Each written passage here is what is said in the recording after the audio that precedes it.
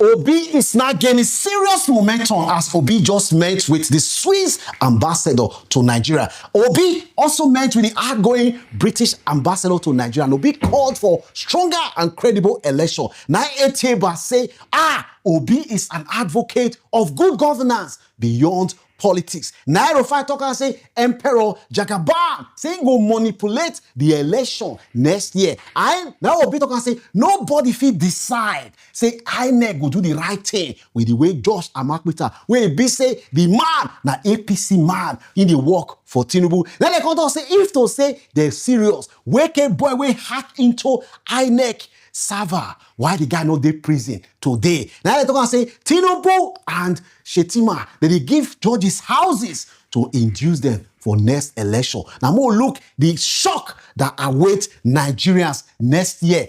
If the election is like this, by 12 o'clock, Obi has been declared the winner of the election. If the election is like this, what are we talking about? If citizens can register and be verified, voters cast their vote using electronic voting machine, voters are counted automatically, results are generated to the polling booth, results are encrypted and transmitted real time to central server. Results are received and securely stored and stamped. People can see, everyone can view result real time online. If the result is if it's like this, Obi will win the election before 12 o'clock. People can verify, stakeholders verify their result, and also academic and legal disputes are addressed through clear legal process. Credible, transparent, and results are declared accepted by 12 o'clock. The winner will be declared if the election, the system is like this.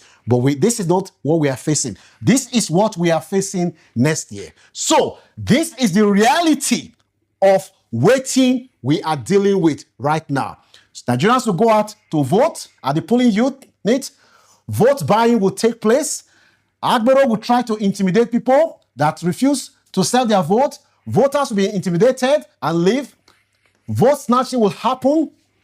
Results are manually collected because on that day they'll say, the transmission of result. Remember, the INEC, under the current electoral law, transmission of election voters' result is not mandatory. It's not mandatory. So they will say, electronic transmission can be used. No net, no signal, no data, internet not work. Disputed results are announced. The result that will be announced will be disputed. Opposition will go to court.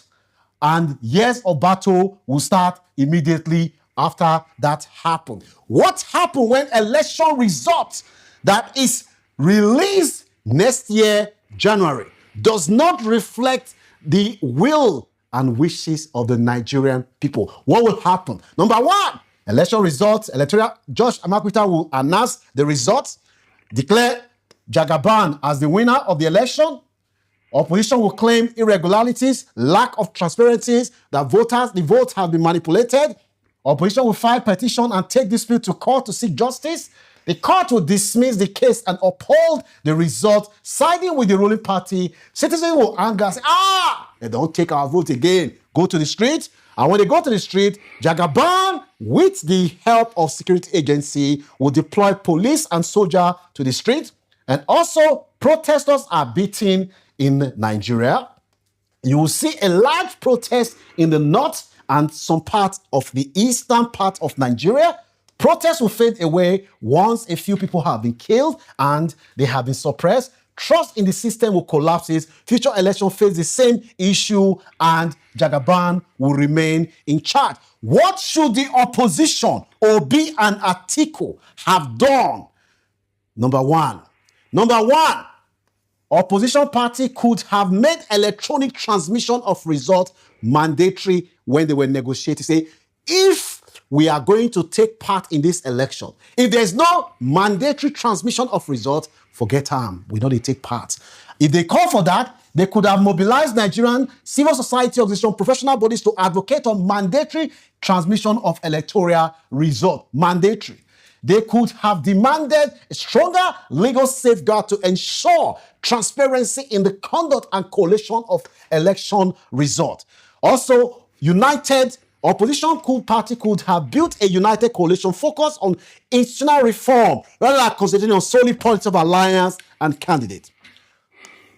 Greater voter education campaign could have helped Nigerians understand their constitutional right and accountability. Some people are saying that as at today, the NDC logo in some villages in Nigeria, they don't even know what the NDC logo is. Boycott the election if their demand for this is not met. They could have said, look, Tinubu, if you and the National Assembly fail to make sure that transmission of result is a must, forget time. We are not campaigning. We are not going to take part in this sham election, which is only going to give credibility to a sham election, because at the end of the day, Tinubu will say, well, they contested the election, so at the end of the day, they cannot cry. That is why a lot of observers are saying that Obi and Atiku, they lost this election the day they agreed to say, we will contest the election under the current circumstances. So people believe that